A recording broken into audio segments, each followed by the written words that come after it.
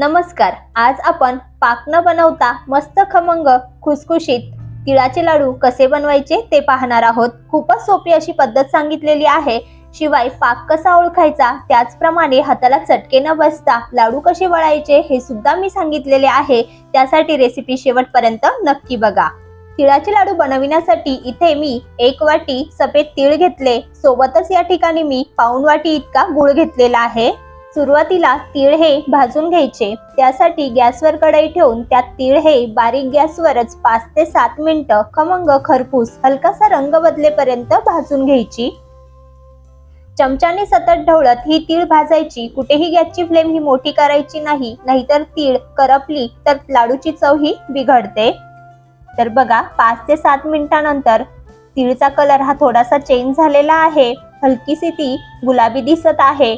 आता आपण गॅस बंद करूया आणि ही एका प्लेटमध्ये काढून घेऊया. प्लेटमध्ये तीळ काढून ती पूर्णपणे थंड करून घ्यायची आहे. आता त्याच कढईमध्ये पाव वाटी इतके शेंगदाणे घालून कमी आचेवरच शेंगदाणे सुद्धा खमंग भाजून घ्यायची.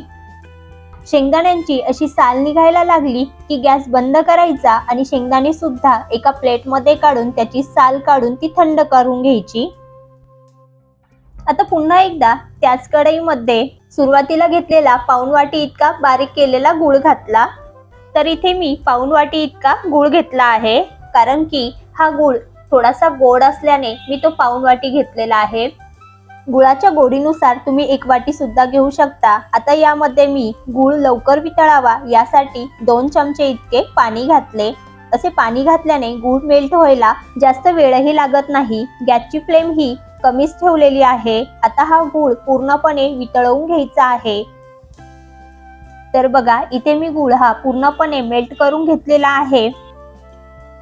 गूळ पूर्णपणे मेल्ट झाला की त्यामध्ये लगेच अर्धा चमचा साजूक तूप घातले.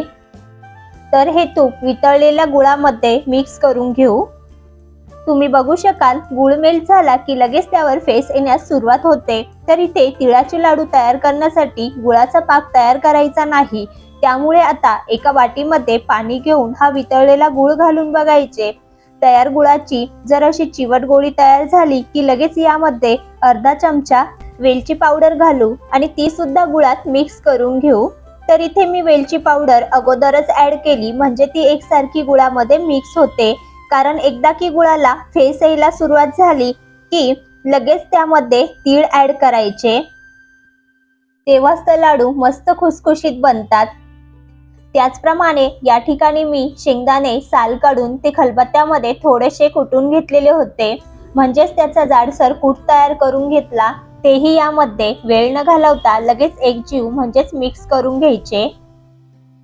गुळ हा जास्त वेळ शिजवला तर तो कडक होऊन त्याचा पाक तयार होतो व लाडू कडक चिक्की प्रमाणे बनतात. त्यामुळे गुळाला फेस यायला सुरुवात झाली की लगेच त्यामध्ये तीळ व शेंगदाणे घालून मिक्स करायचे. आता गॅस बंद करायचा आणि हे मिश्रण गॅसवरून खाली उतरवून थोडंसं थंड करून घ्यायचं. तर बघा, या ठिकाणी मी मिश्रण अगदी थोडंसं हलकसंच थंड करून घेतलेलं आहे. जास्तही थंड होऊ द्यायचं नाही. मिश्रण गरम असतानाच लाडू वळायला घ्यायचे.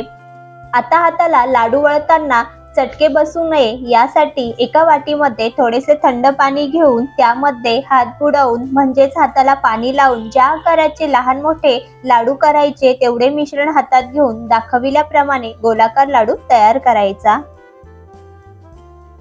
हाताला असे पाणी लावून लाडू वळवला की तो अगदी सहजरित्या वळला जातो व हाताला चटके सुद्धा बसत नाही. तुम्ही बघू शकाल किती सहजरित्या पटकन असा लाडू तयार झालेला आहे. अशाच प्रकारे आपण सर्व लाडू तयार करून घेऊ. जर या पद्धतीने लाडू तुम्ही बनवून बघितले तर खूपच झटपट आणि सहजरित्या हे लाडू तयार होतात. तर बघा, इथे सर्व तिळाचे लाडू तयार झालेले आहे. घेतलेले साहित्याचे प्रमाण जरी कमी जास्त झाले तरी काही हरकत नाही, परंतु लाडू बनविण्याची पद्धत जर परफेक्ट असली किंवा तिचा बनवण्याचा टायमिंग जर योग्य असला तर परफेक्ट असे तिळाचे लाडू हे तयार होतात. शिवाय ते कडक न बनता खमंग खुशखुशीत असे तयार होतात. तर बघा, आतून सुद्धा एकदम मस्त खुसखुशीत असे हे लाडू तयार झालेले आहे. शिवाय पटकन ते तुटतात. तर एकदा या पद्धतीने नक्की बनवून बघा. तसेच तुम्हीही या पद्धतीने मकर संक्रांती स्पेशल लाडू तयार करत असतील तर कमेंट करा. धन्यवाद.